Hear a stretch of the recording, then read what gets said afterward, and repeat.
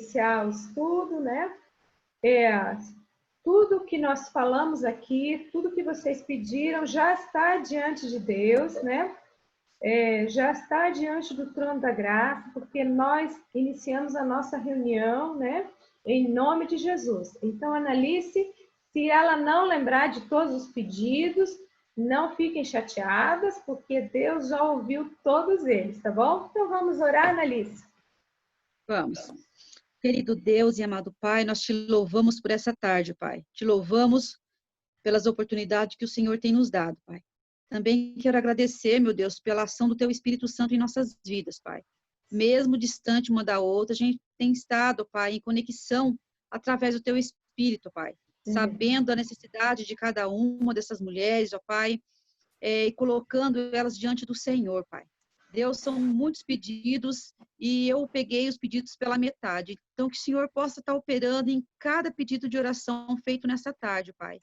Nós estamos reunidas, Pai, no nome do Senhor Jesus, crendo no poder que há no Senhor, Pai, sendo dependente do Senhor em todas as coisas, Pai. Quero colocar, ó Deus, o pedido da Ede, pelo ministério do pastor, pelo ministério dela como esposa de pastor, porque ela tem se sentido sobrecarregada, com dificuldades para lidar com essa situação, Pai. E eu quero colocar esse pedido diante do Senhor nessa tarde, Pai. Que o Senhor entra com providência em cada necessidade, Pai, da família Ibeja, Deus querido. Sabemos que tem muitas famílias, ó Pai, precisando do Senhor de uma forma, Pai, de uma forma, assim, específica, ó Deus. Então, que o Senhor possa estar atendendo a cada necessidade, ó Deus querido. Usa o pastor Marcos, a Ede, no ministério deles, ó Pai, para que eles sejam bem-sucedidos, ó Pai amado, em tudo que eles colocarem as mãos, Pai. Deus esteja preparando também, Pai, todos os procedimentos que devem ser tomados, ó Pai, antes de começarmos os nossos cultos, ó Pai, na igreja, que o Senhor possa estar, ó Pai, cuidando de cada detalhe, ó Deus querido. E que a nossa volta, Senhor, seja para a honra e glória do nome do Senhor, Deus. Pai, nos dê a direção para que nós possamos fazer tudo com ordem e decência dentro da Tua vontade, Pai. Nós queremos voltar, ó Deus querido, mas o Senhor é que sabe de todas as coisas. Então, nós colocamos nas mãos do Senhor, Pai. Deus, eu quero também, nessa tarde, Pai, te pedir por todos aqueles, Pai, que estão passando por necessidades financeiras, por desemprego, também pela saúde, Pai, pessoas que estão enfermas, Deus, relacionamento em família. Pai, o Senhor conhece a necessidade de cada mulher, Pai, que está agora me ouvindo, Deus. Que o Senhor possa atender os pedidos dela, Pai. Deus, em nome de Jesus, Pai, eu te louvo e te agradeço pela provisão do Senhor nas nossas vidas, Pai. O Senhor tem cuidado de nós, Pai, e nós te agradecemos. Que o Senhor possa tomar a direção deste culto e que possa ser uma bênção na vida de cada uma de nós, a Tua palavra nessa tarde, Pai, que será ministrada pela Cláudia. Usa a Cláudia, abençoa ela, unge os lábios da Cláudia, para que ela venha falar daquilo que está no coração do Senhor, Pai, e não no coração dela, Pai. Que ela seja um instrumento do Teu Espírito, Pai, para abençoar as nossas vidas. Deus, eu oro agradecida por cada mulher, Pai, que está presente nessa tarde e por aquelas também que não pôde participar. Que o Senhor possa estar olhando para cada uma delas nessa tarde, Pai. Esta é a minha oração, Deus. Grata ao Senhor, no nome de Jesus. Amém. Amém. Então, queridas, hoje mais uma terça-feira, dia 25, e nós estamos continuando nosso estudo em Efésios, e hoje nós vamos começar o capítulo 3, né? O capítulo 3 de Efésios. E realmente concordo plenamente com a oração da Analice, né? A gente estuda e vem muitas coisas na nossa mente, muitas coisas no meu coração. Deus fala comigo, mas ainda agora, antes de começar, eu também estava orando para que eu possa falar, porque Deus já falou comigo, então não sei até que ponto é interessante eu falar para vocês só o que Deus falar comigo, mas que Deus possa falar através de mim o que Ele quer falar com cada uma de vocês no modo especial, né? Aplicando cada palavra, cada princípio, né? Na vida de vocês, né? Porque para mim Ele já aplicou, Então, a minha oração é que ele aplique o que a gente vai ler, né? De uma forma bem especial, sobrenatural, o coração de cada uma de vocês. Então, eu vou pedir para vocês me acompanharem na leitura de Efésios, capítulo 3. Nós vamos ler do versículo 1 a 13 e depois nós vamos... Eu separei uns 3 temas para a gente falar com relação a esses versículos, mas vamos ver, né? Conforme o Espírito Santo vai dirigindo a gente. Então, começando lá, na minha tradução, começa com essas palavras assim, olha. Por esta causa, eu, Paulo, sou prisioneiro de Cristo Jesus por amor de vós, gentios. E antes de eu continuar a leitura, eu só quero chamar a atenção para essas palavrinhas. Por esta causa. Então, quando ele fala por esta causa, ele está se referindo às verdades das quais ele falou antes, né? Que é o capítulo 2, com relação à unidade dos cristãos, né? Que Paulo tinha acabado de discutir, né? Que vem falando que uma paz incrível, né, que Deus fez nele mesmo, unindo judeus e gentios que eram inimigos, né, por anos e anos e anos. Então, Paulo, a gente acabou de falar, né, falamos do ministério de reconciliação, né? Então, ele está relembrando para nós, por esta razão, né, em vista de tudo isso que eu já falei para vocês, dessa reconciliação, desse mistério, né, ele começa aí o capítulo 3, e depois essa mesma questão, ele vai depois introduzir, a partir do versículo 14, que é aquela grande oração, né, que eu falei para vocês, que é a oração mais poderosa do mundo, que nós não vamos tratar hoje ainda, né? Então, ele começa aí o versículo 1 a 13. Então, vamos lá de novo. Versículo 1. Por esta causa, eu, Paulo, sou o prisioneiro de Cristo Jesus por amor de vós, gentios, se é que tendes ouvido a respeito da dispensação da graça de Deus a mim confiada para vós outros. Pois, segundo uma revelação, me foi dado conhecer o mistério, conforme escrevi há pouco resumidamente. Pelo que, quando ledes, podeis compreender o meu discernimento do mistério de Cristo, o qual em outras gerações não foi dado a conhecer aos filhos dos homens, como agora foi revelado aos seus santos apóstolos e profetas no Espírito. A saber, que os gentios são co-herdeiros, membros do mesmo corpo e coparticipantes da promessa em Cristo Jesus por meio do Evangelho, do qual fui constituído ministro, conforme o dom da graça de Deus a mim concedida, segundo a força operante do seu poder.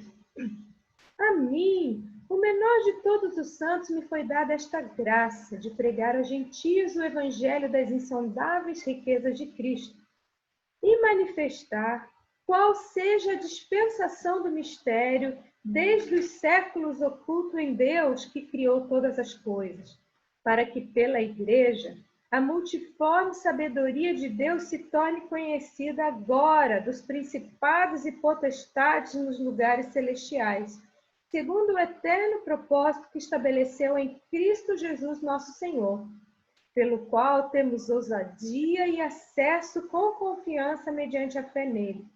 Portanto, vos peço que não desfaleçais nas minhas tribulações por vós, pois nisto está a vossa glória. Então, eu gostaria de falar com vocês sobre esse grande mistério da história que Paulo começa aí, né? Falando que por causa disso é que ele era prisioneiro, né? Interessante que ele vai dizer que esse mistério pelo qual ele era prisioneiro, ele fala que ele não era prisioneiro de Nero, Ele não era prisioneiro dos judeus, né? Que na verdade ele foi preso em Jerusalém, depois levado para Roma, né? Mas ele diz que ele não é prisioneiro dos judeus, ele não é prisioneiro de Nero, ele é prisioneiro por amor dos gentios, né? E ele fala que ele também se chama de prisioneiro de Cristo, né? Paulo, prisioneiro de Cristo. Então a gente vai ver que a perspectiva dele é uma outra perspectiva, né? Ele não se julga lá, coitadinho, né? Coitadinho de mim, me prenderam, eu estou aqui sofrido, judiado, acabado. Não. Ele fala que porque ele resolveu, né? Atender o chamado de Deus para a vida dele, que era pregar o evangelho para os gentios. Por causa disso, né? Os judeus com ciúme, com inveja, com raiva, lançaram mão de Paulo. Depois vocês podem ler a história lá em Atos. Eles estavam espancando eles. Imagine ele sendo espancado por uma multidão de judeus furiosos, né? Daí lá vem os soldados romanos, né? Tiram Paulo ali daquele meio, né? E depois o resto da história, ele foi enviado finalmente como prisioneiro a Roma, né? Então, e ele fala que ele se via como prisioneiro de Cristo, né? Então, e ele considerava que ele era prisioneiro simplesmente porque ele tinha amor aos gentios, que somos nós, né? Todo mundo que não é judeu é gentio, então somos nós. E ele fala que a razão disso tudo, e ele começa aí no versículo 2, né? Falando da dispensação da graça de Deus, né? Então ele começa a falar de dois privilégios que Deus deu a ele, né? E um deles, né, foi essa dispensação da graça de Deus, conforme está aí no versículo 2, né? Então, essa dispensação da graça é quando a gente reconhece, né, que tudo que a gente tem é um favor de Deus, não é concedido como um luxo para nós, né? Não é para a gente desfrutar desse luxo de maneira privada, não. Eu tenho essa graça foi dada a mim, então, olha, tá tudo bem comigo, né? E ele fala que esse luxo é um privilégio que a gente deve compartilhar com os outros, assim como ele fez. Assim como ele fez. E a gente vê que para Paulo custou muito, né? Ele foi preso, depois a gente sabe que ele foi morto, né? Ele foi torturado e ele foi morto. E aí eu vou deixar essa pergunta, né, para vocês pensarem nisso à medida que eu estou falando e depois para vocês pensarem. Será que nós teríamos coragem, né? Teríamos disposição, teríamos esse amor pelas pessoas como Paulo teve, né? A ponto dele arriscar a vida dele, ele arriscou a vida, ele arriscou a reputação para poder levar esse evangelho, para falar de Deus para as pessoas? Será que nós faríamos como ele fez, né? Abram comigo lá em 1 Pedro, capítulo 4, versículo 10, falando um pouquinho desse privilégio aí que a gente tem, né? Olha só, servir uns aos outros, cada um conforme o dom que recebeu, como bons despenseiros da multiforme graça de Deus. Então, essa multiforme graça de Deus, essa graça variada, essa graça colorida, essa graça rica, ela foi dada para nós.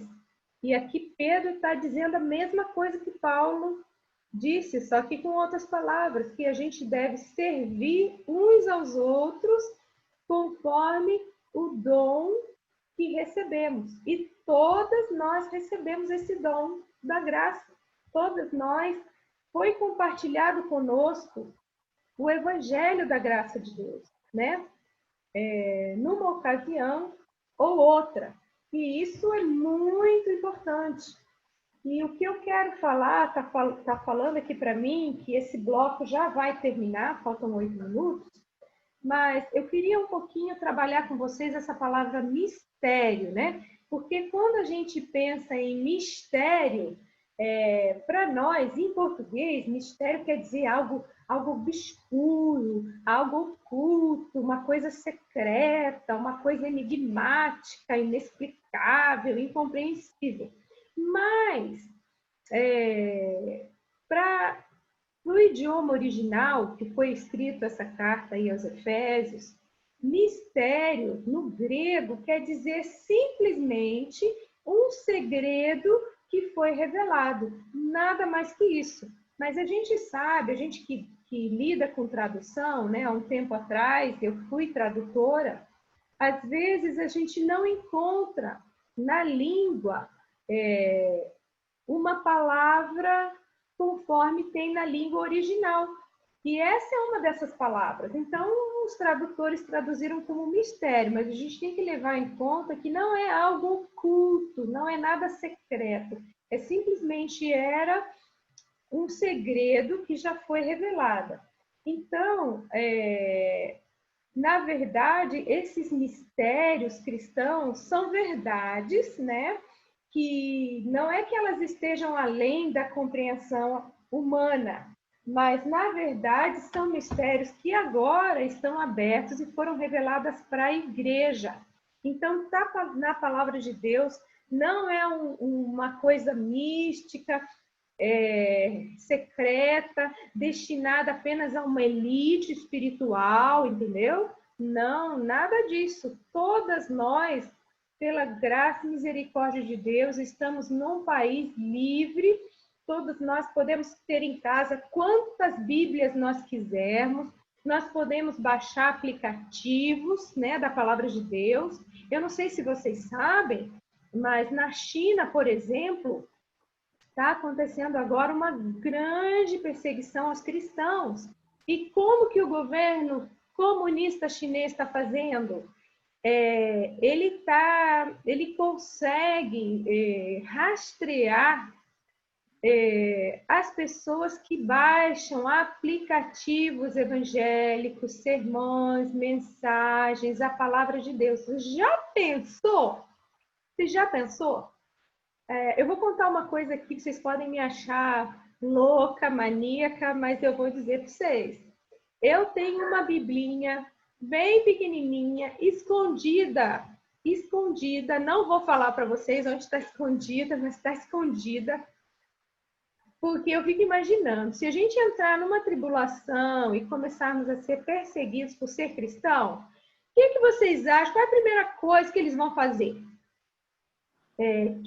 Que pessoas primeiro vocês acham que eles vão perseguir? Desculpa, Ed, te preocupar com isso, mas eles vão para o pastor da igreja, né? Eles vão para a esposa do pastor. Você sabe, né? A primeira a ser perseguida sou eu e o Marcos. Exatamente. É o que eles estão fazendo, gente. Lá na Nigéria, eles estão matando os pastores. Eles estão matando. Olha, se vocês tiverem dúvida, podem ir lá no Facebook, podem ir naquele site Portas Abertas. Está cheio de perseguição lá. E eles vão primeiro nos líderes, né? Nos líderes. Depois eles vão para quem? Eles vão para mim. Eu tô postando no canal no YouTube. Os né? missionários. Exatamente. E aí, quando eles invadirem aqui a nossa casa, vocês acham que eles vão tentar destruir o quê? A minha geladeira? Não. Eles vão atrás das Bíblias, dos livros cristãos, dos livros evangélicos, não é? Então, eu tenho uma Bíblia, podem achar até que eu sou louca, mas eu tenho uma Bíblia escondidinha, porque a palavra de Deus é o nosso bem mais precioso. É a palavra de Deus que nos informa do mistério de Deus, né? o mistério, as grandezas, a glória de Deus está ali disponível para nós. Eu não sei o que seria sem a palavra de Deus, né? Então, a gente sabe, né, que quando os judeus foram perseguidos pelos nazistas, e alguns cristãos, por protegerem alguns judeus, também foram jogados nos campos de concentração. E se vocês lerem a história daquela Corrie ten Boom, ela fala que elas conseguiram esconder um Novo Testamento, né, que era pequeno, e elas entraram no campo de concentração com aquele Novo Testamento. Então, depois, se vocês tiverem curiosidade, leiam a historinha dela lá no livro dela, né? E para vocês verem que valor que ela dava, né? Então, voltando lá, falando desse mistério, né, revelado, não é algo oculto. Na verdade, olhem lá no versículo 6, né, desse capítulo 3 de Efésios, Paulo vai dizer qual é esse mistério. Olha, o resumo. O que é esse mistério? Que os gentios, né, nós, são co-herdeiros, membros do mesmo corpo e coparticipantes da promessa em Cristo Jesus por meio do Evangelho. Esse é o mistério que Paulo pregou, por isso ele foi feito prisioneiro, por isso ele apanhou, por isso ele foi perseguido, por isso ele foi apedrejado, né? Porque ele atendeu o chamado de Deus e ele foi pregar, né, das verdades, das riquezas de Cristo, né? Então, esse grande mistério que é a união completa entre judeus e gentios através do corpo de Cristo, através da união com Cristo, né? Então, foi o que nós tratamos na semana passada e eu gostaria de, hoje também, falar um pouquinho mais sobre esse mistério que foi revelado. Meninas, tem 1 minuto e 45. Eu quero que vocês abram. Se acabar o nosso tempo, eu aviso, né? Sempre deixem aberto em Efésios e a gente vai correr um pouquinho a Bíblia e nós vamos começar a ver que mistério é esse que foi revelado a Paulo. Então, tudo vai começar lá em Gênesis, no capítulo 12, no versículo 3. Então, Gênesis, capítulo 12, versículo 3. E eu vou ler lá. Ele fala assim, olha, Deus falando para Abraão. Ele fala assim, abençoarei os que te abençoarem e amaldiçoarei os que te amaldiçoarem. Em ti serão benditas todas as famílias da terra. Prestem atenção nisso, meninas.